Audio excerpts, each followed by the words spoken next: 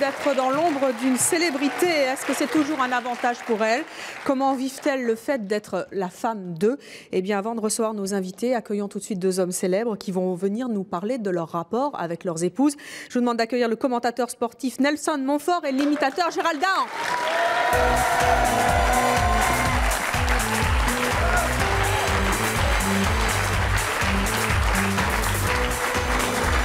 Bonjour à tous les deux.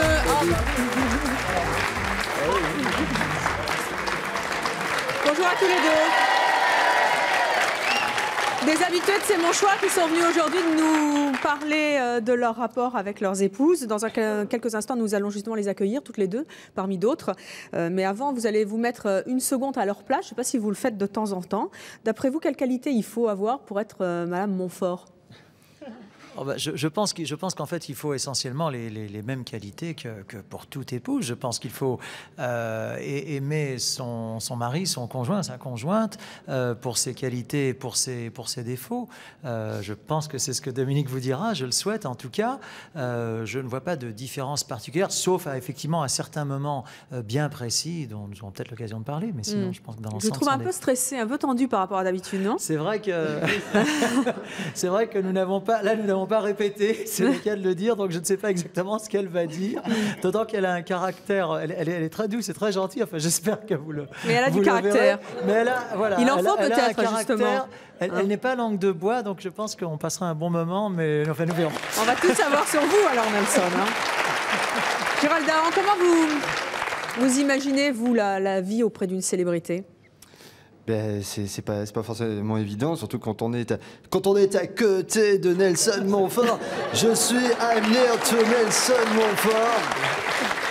Ça, on va en discuter avec madame, mais je suppose que vous y avez droit, hein. I'm very happy to be here with you today. Et un message pour nos femmes de célébrité?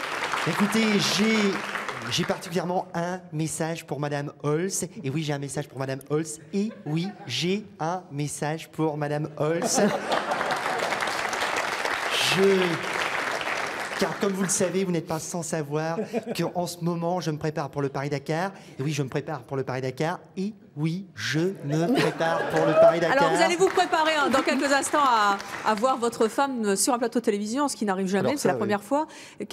Si vous étiez une personnalité que vous imitez, justement, quel message vous lui lanceriez à elle? Qu'elle reste la même et surtout qu'elle fasse bien attention, qu'elle ne regarde pas trop dans mes bagages, car effectivement, si elle a repéré un préservatif dans la poche de mon blouson, il s'agissait en fait de mon sac de couchage. Voilà. On va en discuter avec elle dans quelques instants. Je vous invite sans plus tarder à faire la connaissance de nos invités d'aujourd'hui. Isabelle connaît son mari depuis 28 ans. Elle est la femme de Patrick Balkany, le maire de Levallois-Perret. Voici Isabelle Balkany. Daisy connaît, elle, son mari depuis 24 ans. Elle est la femme de Carl Zero. Voici Desiderata. Stella connaît son compagnon depuis 14 ans. Elle est la compagne de Francis Lalanne. Voici Stella. Ariel connaît son compagnon depuis 4 ans. Elle est la compagne de Stéphane Collaro. Voici Ariel. Dominique connaît son mari depuis 20 ans. Elle est la femme de Nelson Montfort. Et puis Sandra connaît son mari depuis 2 ans. Elle est la femme de Gérald Dahan. Voici Sandra Dahan. Merci à... Venez prendre place. Merci à toutes nos invités d'avoir accepté de venir nous parler de votre vie auprès d'une célébrité. Nous connaissons quelques-unes d'entre vous, pas les autres. Donc merci d'avoir accepté de venir enfin nous parler de cette vie-là. Je sais que pour vous, Stella, c'est pas facile de venir justement parler de votre vie auprès d'une célébrité. Isabelle, on commence par vous. Gentil, merci. Vous êtes mariée à Patrick Balkany, vous avez 2 enfants, vous êtes vous-même élu, vous êtes premier adjoint au maire à la ville de Levallois-Perret. Tout à fait, je suis premier maire adjoint. Et vous êtes chargé des affaires scolaires et de la jeunesse et de la communication. Hein. Tout à fait. Comment est-ce que vous avez rencontré votre mari? Ah, ça n'avait rien à voir avec la politique. D'abord parce que lui n'en faisait pas à l'époque. Il dirigeait une entreprise de prêt-à-porter et nous nous sommes rencontrés à un match de boxe. Donc vous voyez que ça n'a strictement rien à voir. Ce qui ne veut pas dire que notre couple on n'est a pas été sur un le combat ring de boxe oui, bien sûr. Depuis 28 ans. Non, non, pas toujours, Dieu merci. Et donc je l'ai rencontré, il ne faisait pas de politique et moi-même j'avais déjà une vie professionnelle puisque j'étais directeur de la communication d'Europe 1. Donc vous avez continué votre chemin ensemble, il est entré en politique et vous aussi? C'est-à-dire que jusque-là, j'étais journaliste, puis dire de com pour une entreprise.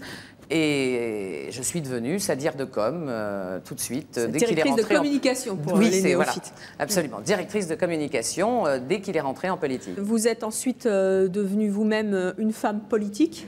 C'est-à-dire qu'à un moment donné, effectivement, je me suis dit qu'il fallait aller jusqu'au bout du raisonnement. Si vous voulez, dès le départ, j'avais besoin de me positionner parce que j'avais eu une vie professionnelle antérieure. Je n'ai pas imaginé une minute que je pourrais arriver avec mon cabane du marché dans les couloirs de la mairie en disant voilà, je suis la femme du maire, donnez-moi un bureau, une secrétaire. Donc j'ai tout de suite voulu avoir un poste officiel. Et puis après, je me suis dit qu'il fallait aller jusqu'au bout du raisonnement. Et donc, je suis allée au suffrage universel. Et je ne l'ai pas fait sur des listes. C'est-à-dire, parce que c'est évidemment, on en parle beaucoup ces temps-ci, de mettre les femmes, les épouses sur des listes. Je suis allée au suffrage universel uninominal à 2 tours, c'est-à-dire où on se présente toute seule, c'est-à-dire au cantonal. Alors j'y suis allée 5 fois, j'ai été élue 3 fois, j'ai été battue 2 fois. Donc j'ai fait. Vous êtes allée à la bataille, vous. Justement sur les femmes de politique, on parle beaucoup en ce moment des femmes de ministres, Madame Sarkozy, Madame Ferry, etc. Et vous n'aimez pas non plus les étiquettes qu'on colle sur oui, ces moi femmes-là. je défends toutes ces femmes parce que d'abord. Je pense que quand on travaille avec son mari, c'est toujours très difficile, même que ce soit une femme de médecin, une femme d'agriculteur, etc. Je crois que la politique a ceci de spécifique, c'est que la politique habite nos maris 24 heures sur 24. Quand un médecin rentre, il rentre chez lui, il parle d'autre chose. Ça doit pas être évident Les hommes aussi. politiques parlent de politique 24 heures sur 24 et 365 jours De temps en sur temps, vous 365. dites débranche un peu. Donc il faut les mettre sur off.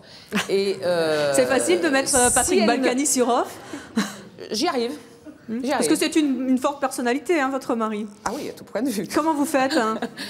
Eh bien, je ne suis plus là. C'est-à-dire que moi, je me débranche. Quand je veux que l'on parle d'autre chose et qu'on ne parle plus de la mairie, des problèmes, des écoles, des crèches, etc., ben je débranche. C'est-à-dire que je ne lui réponds plus. Donc, à un moment donné, il en a assez de parler dans le vide. Donc, ça s'arrête et on parle d'autre chose. Et vous vous faites engueuler de temps en temps quand vous vous débranchez vous-même? Non, ça va. non, mais vous savez, moi, je suis une femme de conviction, j'ai mes convictions. On a des engueulades. On a des engueulades sur des problèmes de fond. Bon, après, ça reste comme dans toute entreprise, c'est lui le maire, je ne suis que le premier adjoint et donc j'applique les décisions du maire. Est-ce que quelquefois vous souffrez du fait que c'est Patrick Balkany et vous, Isabelle? Il y a une hiérarchie quand même entre vos deux fonctions? Ah, pas du tout. J'ai pas du tout un esprit de compétition. Bon. Mais est-ce que lui, il accepterait le contraire à la limite? Ah, en aucun cas. Pourquoi? Alors là, ça, je suis parfaitement claire, parce que c'est un macho. Comme beaucoup d'hommes. C'est un macho qui aime les femmes, donc il adore travailler avec des femmes. Quand il a été élu en 1983, il n'y avait pas de loi sur la parité. Et malgré tout, au conseil municipal de Levallois, il y avait déjà 50% de femmes, mais parce qu'il adore travailler avec les femmes. Mais de là à se faire diriger par une femme, ça ne le fait pas, comme diraient mes enfants. Parmi vous aussi, vous reconnaissez certains traits de mecs un peu machos qui vivent à vos côtés, non? Non, pas du tout. Carl Zéro n'est pas comme ça. Pas du Francis tout. Lalanne non plus. Je crois que si je prends le relais, moi, pour ma part, je crois qu'il serait très content. Si je suis en première ligne... Oui. Non, mais prendre le relais, c'est autre chose. Mais se faire diriger par sa femme, c'est différent, je crois. Ariel Collaro. Stéphane Collaro, quand même. Attention, c'est un mec à vrai, non? Oui. Hein? Non, Il est il un peu n'aimerait macho, pas se quand faire même. diriger par qui que ce soit, de toute façon. Oui, pas rebelle, dirons-nous. Voilà, moi, homme ou femme, il aime bien commander, de toute façon. Tu vas en baver en rentrant. Non, il le sait, je lui ai dit. Vous connaissez toutes les deux? Oui. On se connaît, tout à fait. Je connais Stéphane depuis des années. Je l'ai connu quand j'étais Europe numéro 1. C'est un de nos amis les plus proches, à Patrick et à moi. Et donc, je connais Ariel qui fait son premier plateau de télévision et qui était rassurée que mamie soit là. Mamie? Vous disiez, Isabelle Balkany, que votre mari était un homme qui aimait bien travailler avec les femmes. C'est vrai que les hommes politiques sont des séducteurs aussi, séduisent les électeurs. Est-ce que ça, quelquefois, quand on est la femme d'un homme politique, on est un petit peu jalouse des autres ou est-ce que c'est gênant? tous les hommes qui font des métiers, et maintenant les femmes, qui font des métiers publics, des métiers médiatisés, et tous ceux qui font de la télévision ici le savent bien, c'est un métier de séduction. C'est évidemment, si vous arrivez la tête en biais, l'air de mauvaise humeur, vous n'allez séduire ni vos électeurs, ni vos spectateurs, ni vos téléspectateurs. Donc c'est clairement un métier de séduction. Il y a eu un livre là, qui est apparu sur les femmes d'eux en politique et la journaliste en question a interrogé un certain nombre de femmes politiques. Moi, ce que j'ai remarqué, c'est que ce sont souvent des secondes épouses, le plus souvent. Ça veut dire donc qu'il y a eu quand même un bug avec la première épouse. Il s'est passé quelque chose. Alors, comme je vous le disais, les hommes politiques sont hommes politiques à 100% de leur temps. C'est un métier très prenant. Et c'est vrai que certaines femmes, à une certaine époque, ont fait le choix de rester dans l'ombre et elles en ont connu un certain nombre de mésaventures. L'homme qui rentre à la maison avec des projets interplanétaires ou tout simplement locaux, si c'est un élu local, et qui veut en parler à son épouse, si elle lui répond varicelle et poireaux pour le pot-au-feu, il y a un décalage physique et intellectuel qui se fait au bout d'un moment. Et je pense qu'une génération de femmes, d'hommes politiques, ont pâti de ce problème, sachant que par ailleurs, quand ils sont à l'Assemblée, ils sont entourés de très belles et très jolies et séduisantes journalistes, assistantes parlementaires, etc. Alors justement, dans l'entourage des hommes politiques, il y a souvent des gens qui passent leur temps à leur dire à quel point elles sont formidables, que tout va bien, etc. Est-ce que le rôle d'une femme politique aussi, c'est de dire à son mari, attention, là tu fais une bêtise, attention, ça ne va pas si bien. Est-ce que vous avez joué ce rôle-là? Moi, c'est clairement le choix que j'ai fait. Ça, c'est clair. J'ai voulu toujours lui dire, quand je pensais que les choses n'allaient pas, et pas toujours avec succès, hein, il ne m'a pas toujours écouté, loin de là, mais je suis très critique. Il vous écoute? En général, au début, il m'envoie au plot, et puis ensuite, 8 jours après, il me ressort l'idée que je lui ai donnée, mais venant de lui. Bien sûr, c'est propre de beaucoup d'hommes, c'est leurs idées, bien sûr. Absolument, vous connaissez tout ça. Hein.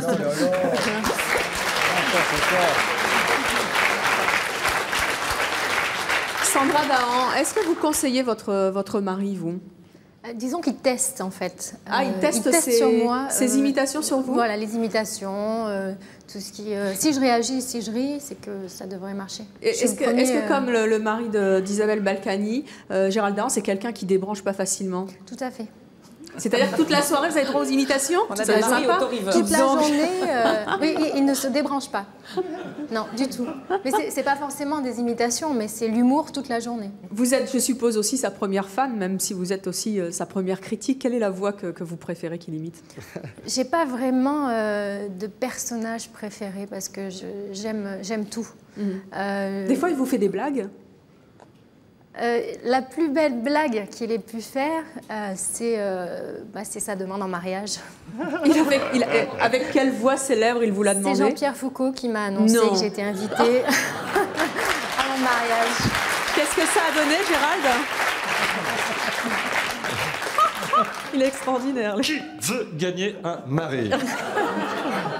Attention, Sandra, c'est votre dernier mot? C'est mon dernier mot, Jean-Pierre. C'est la bonne réponse, en tous les cas. Ça doit être surprenant comme demande en mariage. Ah oui, tout à fait, oui. Oui, c'était assez surprenant, oui. Jean-Pierre Foucault qui m'annonce que je suis invitée à mon propre mariage, c'est pas courant. Bon, ça vous a pas empêché de dire oui? Ah non, du tout. Desiderata, est-ce que vous aussi, vous êtes la première critique de Karl Zéro? Oui, je crois, oui. Oui. Il vous écoute? Je pense, oui. Toujours, il m'écoute. Quelle est la chose qui profondément vous agace chez lui? Est-ce qu'il y a un petit travers que vous n'arrivez pas à rectifier ou... Qu'on ne peut pas l'arrêter, en fait. Lui aussi ne débranche pas?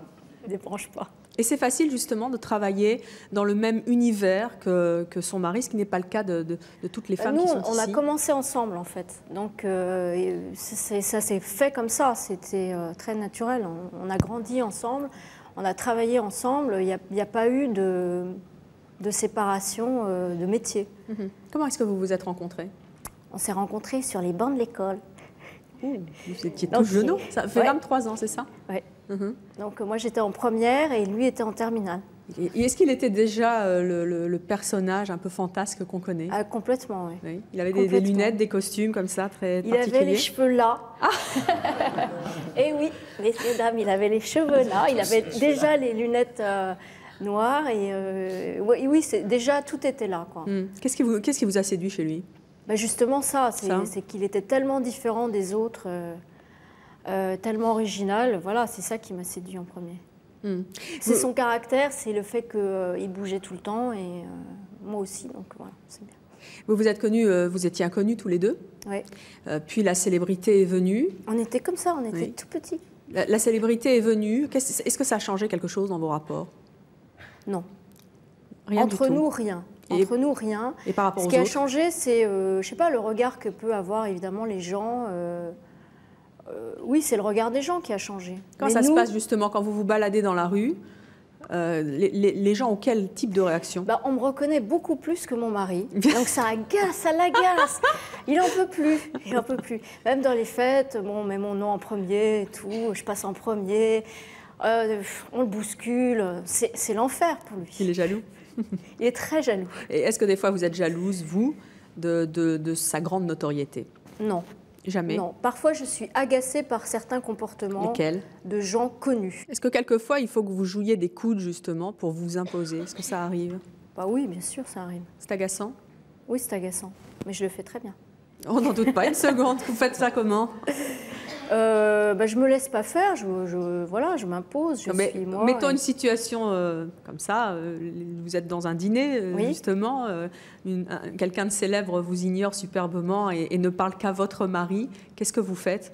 Vous vous levez pour faire « je suis là » ou Non, d'abord, si ça se passe comme ça, j'ignore aussi, puis ça gâche pas mon dîner. Je vois d'autres personnes qui me voient et qui parlent avec moi et ça se passe très bien. Et sinon, oui, je vais être peut-être un petit peu rentre-dedans, je vais faire une petite remarque, je vais faire un petit truc. Un petit truc blessant. Ouais, tu te souviens de moi, oui. Dominique Montfort, ça vous arrive, vous aussi, d'être ignoré quand les gens s'adressent à votre mari? Oui, ça arrive automatiquement, assez fréquemment. Je pense que c'est aussi une question d'éducation, car les gens qui ignorent délibérément, sans s'en rendre compte d'ailleurs, il y a au départ un manque d'éducation. Donc évidemment, c'est agaçant et en même temps, parfois, ça me fait rire. Il est sage en tout cas. Et c'est quelque chose que Nelson n'apprécie pas du tout. Ou les gens qui se montrent particulièrement charmants et puis le lendemain vous êtes seul, vous n'êtes plus accompagné de votre mari ou de la personne connue et ils vous ont totalement oublié ou l'accueil sera différent. C'est quelque chose que Nelson ne supporte pas. Mais je crois que ce n'est pas seulement lié à la célébrité, c'est une situation par exemple que les hommes politiques ou les femmes politiques connaissent. Je me souviens de Simone Veil à un moment donné qui s'était fâchée parce que son mari était systématiquement mis en bout de table pour des questions de protocole et qui avait trouvé ça in fine assez désagréable.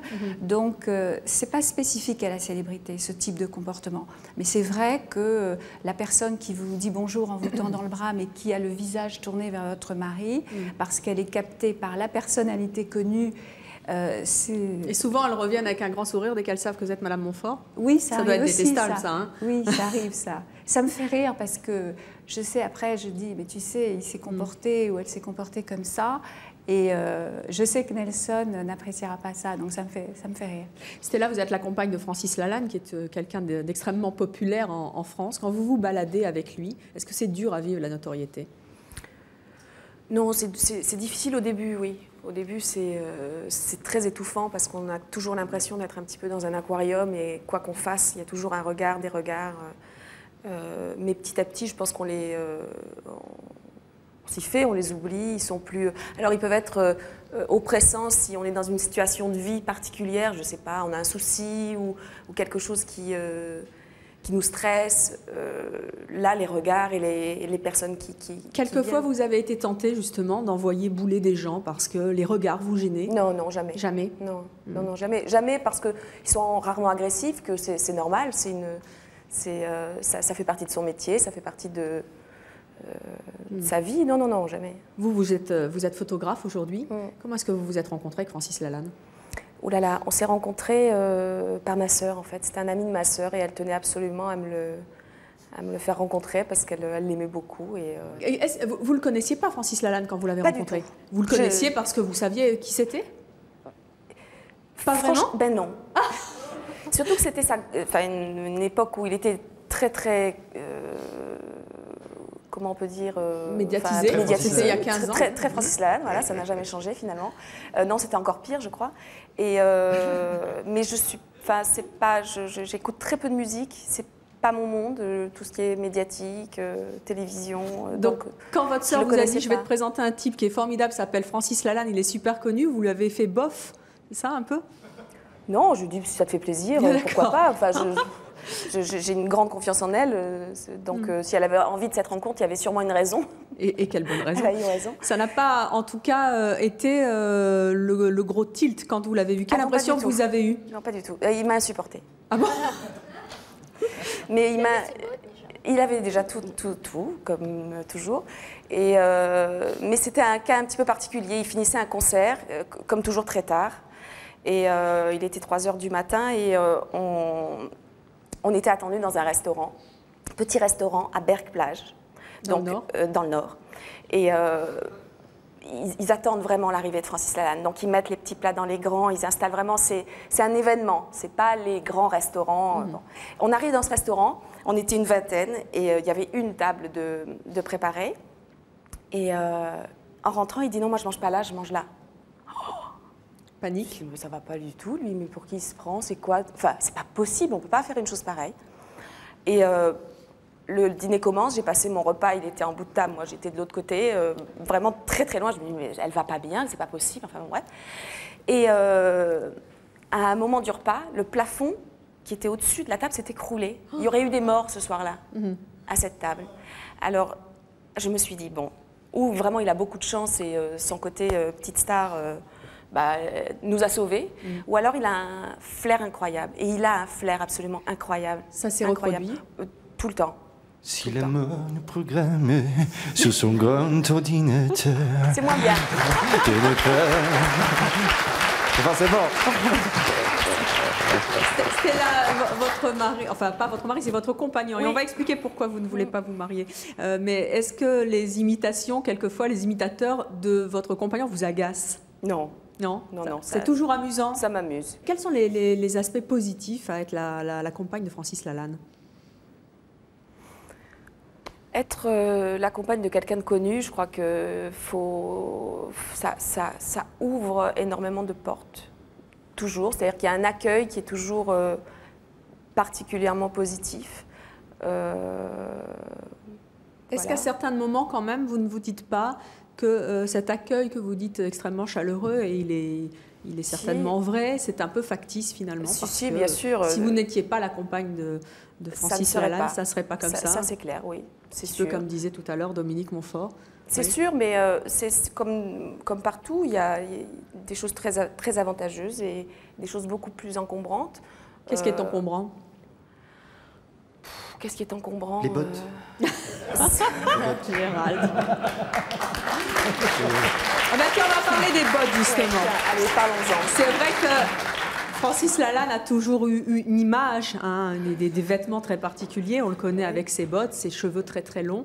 Est-ce que quelquefois, vous lui avez dit, écoute, les bottes, ça suffit? Il a été critiqué d'ailleurs pour ça. Oui, mais il est critiqué. Quoi qu'il fasse, il sera toujours critiqué. C'est un être extrême. Comme tous les gens qui sont connus de toute manière et qui sont fantasques. Est-ce que quelquefois, vous lui conseillez des choses qu'il n'écoute pas, ou est-ce que vous êtes toujours à fond pour tout ce qu'il fait? Non, jamais de la vie. C'est pas possible. Je crois qu'il supporterait pas. Et puis, c'est pas du tout dans mon tempérament. Non, je contredis, je dis beaucoup.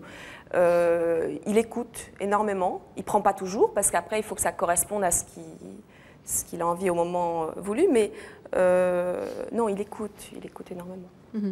Ariel Collaro, vous, quand il y a des... C'est un séducteur, Stéphane Collaro. Oui. Puis il a toujours joué de son image avec les Coco Girls, etc. Oui. Est-ce que quelquefois vous êtes jalouse des autres femmes qui le regardent? Je suis très jalouse.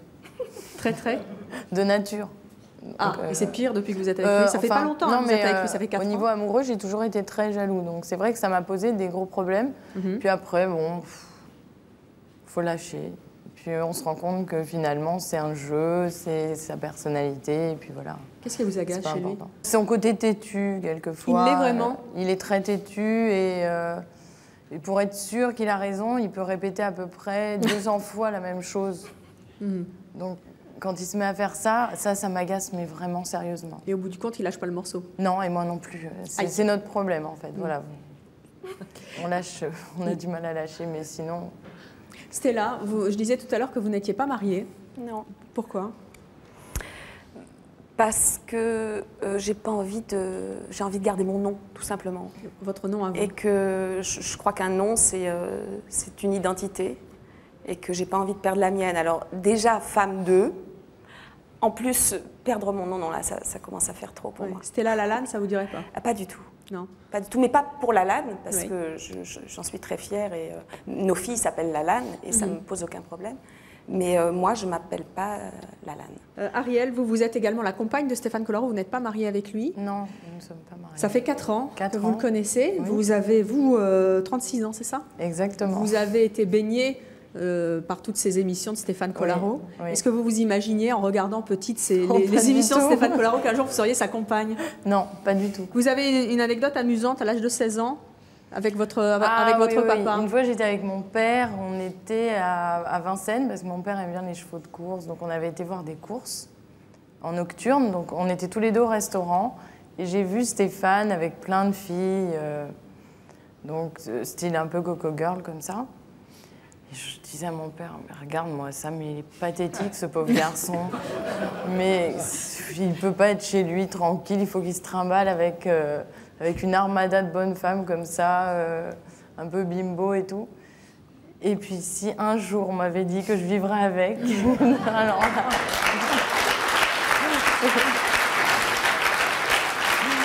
Stéphane Collaro, c'est donc quelqu'un qui a su utiliser l'image des femmes sexy, justement. On lui a aussi quelquefois bien reproché. Est-ce que les petites minettes lui sautent encore dessus aujourd'hui? En se rappelant, non, on lui saute pas dessus, mais c'est vrai que souvent on lui demande des autographes. Ça fait un peu comme dans le film, là, Ma femme est une actrice. Il y a des gens avec des appareils photo, ils me demandent de les prendre en photo avec lui. Et c'est agaçant, ça? Quand Au début, vous demandez à vous de prendre la photo de Stéphane Collaro. Franchement, au début, c'est un peu saoulant parce que on nous écarte, allez, on se l'approprie et tout ça. Et puis après, on prend l'habitude. Moi, je m'en fiche maintenant. Signer les autographes et tout, c'est quelque chose d'agréable? Bah, faut lui demander à lui. Non, mais quand vous êtes à côté? Non, ça lui fait plaisir. Donc lui, il est un peu content quand même à chaque fois. Donc non, c'est pas du tout désagréable. Est-ce qu'il vous fait rire? Oui, ça dépend des jours. Le matin, jamais. Pourquoi? Parce qu'il n'est pas drôle le matin. Il me parle de plein de choses et moi, il ne faut pas trop me parler. Donc le matin, pas du tout. Et sinon, quand on est en bande de copains, il est très drôle, très sympathique. Quand on est tous les deux, en fait, c'est un homme assez sérieux. Il a un lit côté... beaucoup, il est très premier de la classe, en fait. Hein. Ah oui. C'est télé, livre, coup de fil. Et il n'est pas clown, hein, de nature, quand on est à deux. Maintenant, il suffit qu'il y ait une troisième personne, il va être très, très drôle. C'est amusant parce qu'on a toujours l'impression qu'il est un petit peu... Il fait comme ça un petit peu... Des fois, il s'amuse un peu de ses blagues, il fait un peu potache, il s'en amuse, c'est mignon d'ailleurs. Il rigole tout seul, oui, ça lui arrive souvent. Mais c'est pas tout le temps. Dans la voiture, quand il conduit, il pense à des trucs, il est là, il conduit, je le vois se marrer, je fais mais qu'est-ce qu'il y a? Il fait non, rien, je pense à un truc drôle. Et est-ce que les gens lui demandent justement, quand vous sortez ou dans la rue, quand ils le voient, est-ce qu'ils ont envie justement que ça soit le rigolo de service, entre guillemets? Oui. Ils attendent ça de lui souvent, même à une table, même quand on est en bande. On se dit tiens, on va se mettre à côté de Collaro, on va nous faire rire. Et puis le jour où il est un peu fatigué ou éteint, on lui reproche, mais on aime mieux quand il est en forme et quand il fait rire tout le monde. Par contre, lui, il n'aime pas trop quand on est à une table que je fasse rire les autres. Ah bon? Vous lui volez la vedette là Ça aussi. l'énerve un peu. Et vous le faites exprès de temps en temps pour le piquer? Non, mais moi je suis de nature très clown, oui. Mais enfin dans la vie. Donc, et puis je m'entends bien avec tous ses amis, je les adore tous, donc on a vraiment une bonne complicité. Et il y a des moments, il en a marre parce que je commence à parler. Vous lui piquez la vedette, c'est ça? Voilà, surtout à table en fait. Oui. Desiderata, est-ce que quelquefois aussi votre mari n'est pas toujours drôle? Oh bah oui, bien sûr, il y a plein... Oui. Est-ce que là aussi, les gens demandent toujours à Carl Zero d'être un peu le trublion et c'est agaçant? Non, pas tout le temps. Non, parce que bon, déjà, avec le vrai journal, il a un peu une double casquette. Donc, ils ont bien compris déjà le côté sérieux et le côté pas sérieux. Donc non plus, rarement en fait. Pour la part des choses. Ouais. Isabelle Balkany, votre mari, c'est quelqu'un qui a l'air d'être un bon vivant. Oui. Est-ce qu'il vous raconte souvent des blagues? Est-ce qu'il fait des blagues d'ailleurs dans les banquets ou en privé, vous raconte des histoires drôles? Il est très riant, ça, les blagues, il adore ça. Il adore. Il adore en raconter, il est très bon acteur. Donc il met très bien en scène les histoires qu'il raconte. Bon, ce qui m'agace un peu, c'est que ça fait 28 ans qu'on est ensemble, et donc ça fait 28 ans que j'entends les mêmes. Il ne renouvelle pas vraiment, on ne peut pas dire qu'il renouvelle, franchement, le stock. Alors, évidemment, les collaborateurs sont tous très contents, ravis. C'est la 200e fois qu'ils l'entendent. Ils n'osent pas dire qu'ils en ont marre. Moi, je le dis, donc il est vexé comme un pou. Stella, est-ce qu'on demande souvent à Francis Lalanne de chanter à table? Très souvent, oui. Il le fait? Oui, toujours. Et ça vous plaît? Avant qu'on lui demande parfois même. Même, aussi. Ça vous plaît? Ou des fois ça vous agace? Vous dites, oh, allez, encore, ça y est, il faut pousser la chansonnette parce qu'il est chanteur? Non, non, non. Non. Vous prenez ça de bonne... S'il a envie et qu'il est bien dans l'histoire, oui, tout à fait. J'adore sa voix. Gérald Darmon, vous avez imité des personnages célèbres tout à l'heure. Qu'est-ce que dirait Jacques Chirac à Madame Balkany? Imaginez ce que pourrait dire Jacques Chirac à sa femme. Mes chers colontrépôtes, Madame Balkany. Appelez-moi Isabelle, je vous en prie. Je suis touché, notamment par une phrase que vous avez dit tout à l'heure. Vous avez dit que les hommes avaient du succès en fonction de leur épouse. J'ai remarqué qu'il est vrai que beaucoup d'hommes doivent leur succès à leur première épouse. C'est vrai. Leur gaieté à la deuxième. Et souvent la deuxième à leur succès. En ce qui me concerne, tout va bien. Dominique Montfort, vous êtes Madame Montfort. Dans la vraie vie, vous êtes mariée avec Nessa, vous avez 2 filles, vous êtes attachée de presse dans la mode, dans la vraie vie aussi. De quelle manière vous avez rencontré votre mari? Alors nous nous sommes rencontrés, c'est un point commun que nous avons avec Jacques Chirac et Bernadette Chirac. Nous sommes rencontrés à Sciences Po. I want to take my plane. Donc on était très jeunes, on s'est rencontrés jeunes étudiants à Sciences Po et ce qui est amusant, c'est qu'on n'aurait pas dû se rencontrer, nous ne faisions pas les mêmes filières. Et comme à Sciences Po, l'éducation physique est obligatoire, j'avais pris un cours de remplacement, je n'avais pas du tout envie de faire du sport. Et j'ai pris un cours d'espagnol et c'est là où j'ai rencontré Nelson, une conférence d'espagnol. C'est quoi le côté positif d'être la femme de Nelson Montfort aujourd'hui? Le côté positif d'être la femme de Nelson, c'est que c'est l'homme que j'aime. Donc c'est ça, c'est surtout ça le côté positif. Sa notoriété est venue progressivement, très progressivement, la célébrité encore plus tardivement. Donc j'ai eu le temps de m'y habituer et j'ai travaillé pendant une douzaine d'années dans la publicité, dans le monde de la communication. Donc le monde des médias et de la télévision, je le connaissais bien. Oui. Je l'ai même connu avant lui. Et donc ça ne m'impressionnait pas. Je pense que je l'ai bien conseillé souvent. Et sa notoriété, sa célébrité m'ont plus effrayée à un certain moment par rapport à mes enfants, plus que pour moi. Quand il a eu sa marionnette, parce que c'est vrai que c'est une reconnaissance médiatique au-delà du travail que l'on fait, et ça pouvait éventuellement avoir certaines incidences dans la façon dont les gens allaient le percevoir, non plus comme un journaliste, mais comme une sorte de personnalité dont ils ne contrôleraient pas forcément l'image, en fait. Et ça s'est bien passé, donc il n'y a pas eu de problème particulier. Quand vous le regardez commenter des événements sportifs à la télévision, et vous vous en amusez bien sûr Nelson, parce que vous avez de l'autodérision par rapport à vous-même, comment vous regardez ça? Vous voyez vraiment votre mari ou vous voyez la personne célèbre qui est en train de commenter quelque chose avec l'étiquette qu'on donne à Nelson Montfort? Ah non, je vois mon mari. Oui. Je vois mon mari, je vois surtout le journaliste, le travail qu'il a fait en amont, qui ne se voit pas à l'antenne. Top crédibilité, hein, vraiment. Et c'est vrai que souvent, on le perçoit comme parlant très bien anglais. C'est un peu réducteur, son travail de journaliste. Il est beaucoup plus complexe que ça. Et c'est ce travail-là que je vois. Et lorsque, éventuellement, je lui formule certaines critiques, ce qui m'arrive, c'est par rapport à ce travail de journaliste que que je réagis. Mais non, il n'y a pas de dédoublement, il n'y a pas de schizophrénie dans ma façon de percevoir Nelson Montfort d'un côté, mon mari. C'est la même personne. En tout cas, qu'est-ce qu'il est sage. Non, mais c'est assez émouvant d'entendre tout cela.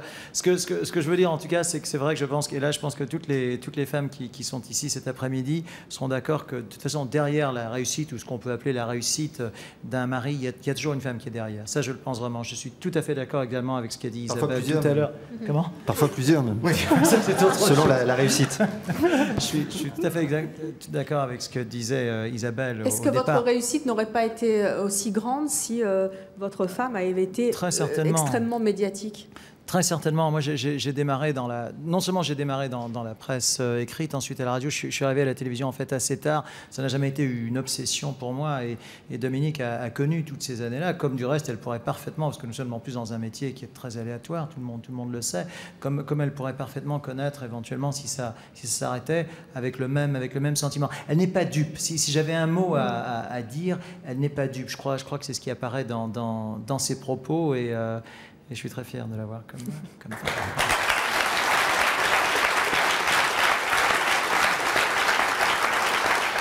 Sandra, vous êtes mariée à Gérald Dahan, vous êtes chanteuse. Oui. Est-ce que c'est dur justement de vouloir faire une carrière parallèlement à un homme qui est connu ? Pas du tout. Non ? Non. Je pense que, personnellement, j'ai aucun problème avec ça. L'avantage qu'on a, c'est qu'on est tous les deux dans un domaine artistique. Ce qui fait qu'on partage beaucoup de choses et puis j'ai du temps pour regarder un petit peu son évolution, son travail. Donc j'apprends en même temps mon métier à travers lui. Donc c'est quand même Vous pensez que c'est plus facile quand on fait à peu près le même métier ? C'est pas votre cas, Ariel, parce que vous êtes diamantaire, hein, c'est ça ? Oui, c'est ça. Quelquefois, c'est difficile. Isabelle Balkany disait les maris débranchent pas quand on rentre à la maison. Vous êtes aussi femme politique. Est-ce que vous, quelquefois, vous vous sentez déconnectée de son monde ? Son monde, aujourd'hui, c'est plus trop le monde de la télé. Hein. Depuis, quand je l'ai connu, il travaillait déjà plus, il faisait plus d'émissions ni rien. Il était déjà dans encore un autre monde. Hein. Qu'est-ce qu'il fait maintenant, Monsieur Collard ? Il a fait de l'immobilier, des petites affaires à droite et à gauche qui sont pas de la télévision. Et il est bien là-dedans aussi. Hein. Il a pas mal déconnecté quand même. Il est content d'avoir toujours cette notoriété, mais quand on en a parlé, ou même quand il en parle aux autres, il est content d'avoir arrêté parce qu'il trouvait qu'à un moment, il fallait de toute façon arrêter tout ça. Mais moi, j'aurais pas trop aimé vivre avec quelqu'un qui travaille... Dans votre milieu à vous ? Non, tout le temps à la télévision. À la télé ? Oui, j'aurais pas aimé. Pourquoi ? Ça m'aurait fatiguée à un moment. Fatigué ? Oui, fatigué, qu'il bouge trop. Déjà, Stéphane, il a arrêté, il bouge énormément parce qu'il connaît du monde dans le monde entier. Donc, il a toujours des choses à faire à droite, à gauche. Il bouge tout le temps, hein, c'est incroyable. C'est une vraie sauterelle. Hein. Il est tout le temps en ébullition. Donc, je l'imagine 20 ans plus tôt, moi, j'aurais été sa femme, je serais partie. Je n'aurais pas supporté. Je supporte la vie qu'on a aujourd'hui, comme elle est. Mais je n'aurais pas supporté ça avant. Stella, c'est quelque chose de difficile des fois à supporter, ce dont parle Ariel par rapport à... Je pense que ça dépend beaucoup des personnalités. C'est très prenant quand même d'être chanteur. Oui. Oui, il multiplie lui en plus les activités, mais moi ça me va bien. C'est un petit peu... Mais comment vous faites ? Vous le suivez ? Puisque c'est la question qu'on pose souvent à Dominique Montfort. Est-ce que vous le suivez, votre mari, sur les grands événements sportifs ? Vous le suivez ou vous restez à la maison ou avec votre travail, vos filles ? Non, je le suis quand c'est possible, mais pas tout le temps. Non, c'est impossible, effectivement. Avec l'école. Il y a les enfants. Je crois que Francis, pardonnez-moi, est je crois le seul supporter à avoir accompagné l'équipe de France de football dans les tribunes, bien sûr, peut-être un jour ce sera sur le terrain, mais dans tous les matchs, y compris au Japon, en Australie, depuis leur sacre en 98. Je crois qu'il n'a pas manqué un seul match. Je ne crois pas qu'il y ait beaucoup de supporters français aussi forts. Non, c'est sûr. Mais ça lui fait un tel bien que pour moi, c'est tout bonheur. Il n'y a pas des moments où vous dites quand même, flûte, Francis à la maison, quoi. Non. Vous êtes bien dans cette On est vie, suffisamment proches l'un de l'autre, qu'il soit là ou pas là. Ça, c'est pas... Et puis, c'est quelqu'un qui prend beaucoup de place. Donc, c'est vrai que les moments où il va voir un match et où ça lui fait du bien, moi, ça me fait du bien aussi. Vous soufflez. Vous vous reposez. Sandra, est-ce qu'il y a des aspects négatifs à vivre avec quelqu'un qui est connu? Moi, pour l'instant, j'en connais pas. Non? Non. Parce qu'il fait ce qu'il aime, il est reconnu pour son talent, par le métier et par le public. Je trouve ça assez convivial. C'est vrai que ça peut déranger au début qu'il ait une petite horde de demoiselles qui l'admirent d'un peu près. Très peu. Très peu, oui. C'est vrai qu'au début, ça titille un peu, mais bon, ça va jamais très loin. Et si ça allait loin, je me ferais connaître discrètement.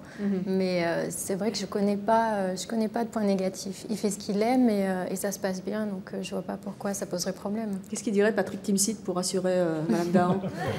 Patrick Timsit, il dirait... Salut, c'est Timsit. Non, mais c'est vrai que en proportion, d'ailleurs, je l'ai dit dans un spectacle, sur Terre, si vous voulez, il y a un homme pour 4 femmes, quoi. Donc, qui a volé ma part? Est-ce que, globalement, quand on est marié ou quand on est la compagne de quelqu'un de très célèbre, il vaut mieux être une femme effacée, une femme qui sait être patiente pour faire accepter ses idées, ou est-ce qu'au contraire, il faut en rajouter et avoir du caractère? Qu'est-ce que vous en dites? Je crois qu'il n'y a pas de... Pour la dernière version. Oui. Avoir du caractère. Mais je crois qu'il n'y a pas de recette, ça dépend de chaque femme, ça dépend de la personnalité de chaque femme. D'abord, ça dépend du couple aussi, ça dépend de la personnalité de l'homme, la personnalité de chaque femme. Vous avez des femmes qui ont besoin d'être dans l'action, vous en avez d'autres qui n'en ont pas besoin. Non, mais souvent en politique, on a quand même l'image, alors c'est peut-être du passé, ceci c'est peut-être en train de changer, mais de femmes souvent effacées, qui sont là, entre guillemets, au service de leur mari. Je crois que ce sont les hommes politiques qui ont obligé leurs femmes pendant très longtemps à être effacées. Et vous savez, moi, quand j'ai été élue, et que je suis arrivée dans des assemblées d'hommes, je suis arrivée dans un conseil général où il y a 2 femmes. On était 2. Je peux vous dire qu'on s'est serré les coudes et je peux vous dire qu'ils nous ont martyrisés. Alors après, bon, la notoriété, vous savez, la notoriété, ça peut être positif et ça peut être négatif. Je suis bien placée pour le savoir. Nous, on s'est fait éreinter par les médias. Donc la notoriété, c'est quelque chose qui peut être agréable, parce que ça vous flatte l'ego quelque part, et puis ça peut être désagréable. Et là, moi, j'ai toute une théorie, contrairement à ce que vous disiez, là, moi, je deviens complètement schizophrène. C'est-à-dire que je lis les articles quand ils sont vraiment méchants, et j'ai l'impression qu'on ne parle pas ni de moi, ni de Patrick. On parle de gens que je ne connais pas, et je crois que c'est vraiment une nécessité de survie, parce qu'autrement, on est touché, on est atteint. Et la seule chose qui est dérangeante dans ça, parce que nous, on est des adultes, on a choisi un métier, donc il faut assumer cette notoriété négative, cette célébrité, comme vous dites, entre guillemets, négative. Là où ça devient plus dérangeant, c'est pour nos enfants. Ça, c'est clair que les enfants en bavent parce que les enfants, et c'est normal, aiment leurs parents, ont une admiration pour leurs parents, et quand ils voient les parents se faire éreinter, c'est un peu difficile. Justement, les enfants, on n'en a pas beaucoup parlé. Est-ce que vos enfants respectifs vivent bien la notoriété du papa et de la maman? Comment ça se passe? Moi, en ce qui me concerne mes filles, elles le vivent bien parce que... On a reçu d'ailleurs une de vos filles sur le plateau de C'est mon choix. Ça reste quand même une notoriété qui n'est pas réellement pesante. Elles en ont eu aussi des avantages et ça, on leur en a parlé. Elles ont eu parfois l'occasion d'être invitées à des soirées, sur des voyages, grâce à leur papa. Est-ce que ça ne déconnecte pas de la réalité aussi? Non, parce que les enfants n'aiment pas se dissocier des autres et elles n'en parlent jamais. Et au contraire, c'est à l'adolescence où... je demande toujours à Nelson d'être vigilant parce que lui ne se rend pas toujours compte, de se faire discret parce que c'est vrai que les ados ont besoin de s'exprimer par eux-mêmes, mais avoir un père ou une mère très célèbre n'est pas toujours très facile à vivre par rapport à leurs camarades, mais en général ça se passe bien. Est-ce que vous avez déjà vécu des choses pas très sympathiques, des où vous, Stella, par rapport aux enfants? Moi, ça m'est arrivé mon fils rentre en disant... j'ai eu 0 en classe. Voilà, j'ai 0 en classe. Non, j'ai un camarade qui n'a pas du tout aimé le reportage que papa a fait et tout. Il m'a engueulé. Mais ce qui est amusant, c'est qu'ils prennent parti. Donc, c'est vrai qu'ils ont un regard par rapport à l'actualité qui est peut-être plus pointu. Donc, ils vont rentrer dedans et pouvoir se défendre aussi. Mais comment le vivent les enfants? Ils sont fiers ou au contraire, quelquefois, ils aimeraient mieux être les gosses de monsieur et madame tout le monde? Parce que finalement, Non, quand on est enfant, on a envie de se fondre aussi dans la fiers, masse. Stella, Ils sont fiers. très fiers. Oui, très fiers. Ils sont fiers, mais je crois sans arrogance, parce que ça, c'est vraiment le piège dans lequel il ne faut pas tomber. C'est-à-dire, ils ne se vantent pas, ils sont fiers comme un enfant peut être fier de la carrière de son père ou de sa mère. Et en même temps, je crois que ça leur donne un avantage, c'est de ne pas tomber dans les pièges de la célébrité, parce qu'ils côtoient aussi d'autres personnes connues, ce sont des gens comme tout le monde. Votre fille, elle ne veut pas faire la Starac, c'est ça que vous êtes en train de me dire? Ah si, faire la Starac par goût d'apprendre et de... Si, ça serait un rêve fantastique pour elle. Et pour chanter avec Patrick Bruel, ce serait formidable. On ferait toutes les vieilles chansons, et on ferait Padam, Padam, Padam, enfin, que des trucs nouveaux, que ce serait l'enfer. Mais disons que... C'est vrai qu'ils ne diront pas « Ah, c'est génial, j'ai vu telle personne, tu sais, il est à la télé, c'est génial, je l'ai vu. » Et ça les impressionne pas, parce que la télévision fait partie de leur quotidien. Stella, vos enfants veulent être chanteurs, vos filles veulent être chanteuses? Elles sont très attirées par ce monde-là, oui. Elles font des spectacles en permanence, elles rêvent d'actrices, de chanteuses, de danseuses, enfin un petit peu tout, oui. Ça, et vous, Daisy, vos enfants, ils veulent faire comme papa et maman? Oui, à quelque chose près, oui. Ils sont très, très contents dès qu'il y a une caméra qui s'allume ou non? Oui, je pense ils ont déjà l'habitude de ça. Donc, et forcément, il y a peut-être un goût, soit d'information, soit de cinéma, de spectacle, oui, certainement. Parce qu'ils sont baignés là-dedans, en fait. Donc, Et vous, Dominique Montfort, vos filles, elles veulent aussi faire comme papa? L'aînée, oui, mais elle veut être journaliste de cinéma, de théâtre. Et c'est vrai que le métier de son père l'a certainement influencée. Et Victoria, la plus jeune, voudrait être comédienne. Donc, elle aime les plateaux. Elle a eu l'occasion de se rendre sur certaines émissions. C'est quelque chose qui la motive. Elle est très à l'aise et elle est intéressée par ce monde-là. Qui est un monde assez magique, c'est vrai. Mais je crois que la motivation, ça n'est pas pour être célèbre. Oui. C'est vraiment par envie. Et voilà. Ariel, vous avez 2 enfants. Oui. Est-ce que vous leur conseilleriez d'être célèbre, de faire un métier qui leur apporte de la notoriété? Non. Je veux qu'elles soient heureuses, quoi qu'elles fassent, et qu'elles fassent ce qu'elles ont envie de faire. Voilà. Isabelle Balkany, je ne sais pas si votre mari vous regarde aujourd'hui, mais s'il est là... Je peux vous dire, il est à l'Assemblée nationale. Il y a peut-être des caméras. Enfin, je crois qu'il est à l'Assemblée. Vous avez raison de me le souligner. Mais enfin, de toute façon...